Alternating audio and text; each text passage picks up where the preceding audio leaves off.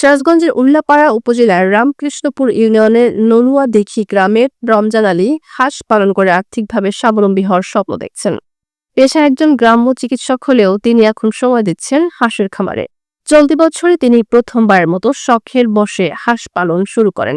শুরুতে ৬০০ হাঁসের বাচ্চা সংগ্রহ করেন, যার মধ্যে ৭টি বাচ্চা নষ্ট হলেও বাকি ৫৪০টি সুস্থ রয়েছে বলে জানান রমজান।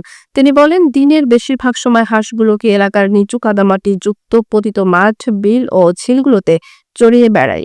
এখন হাঁসগুলোর বয়স ৩.৫ মাস। আশা করছি ১ মাসের মধ্যেই তারা ডিম দেওয়া শুরু করবে।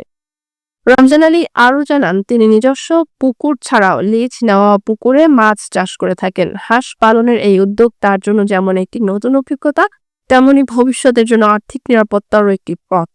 হাঁস পালনকে ঘিরে রমজানের আত্মবিশ্বাস এখন দৃঢ়। তিনি বিশ্বাস করেন, পরিশ্রম করলে হাঁস পালনও হতে পারে সফল জীবিকার একটি কার্যকর উপায়। মোহাম্মদ রমজান আলী, গ্রাম নলুয়াদিঘি। আমি বর্তমান কোনো কাজই ছিলেন না, কিন্তু ৬০০ হাঁসের বাচ্চা তোলার পর ৫৫০টা হাঁস আছে ইনশাল্লাহ। আর ৩ মাস ১১ দিন বয়স। ডিম দিচ্ছে কি? ডিম সামনে দিবে, আর মাসখানিক পরে ডিম দিবে। তাতে হাঁস নিয়ে আপনি কি কোনো আশাবাদী কিরকম?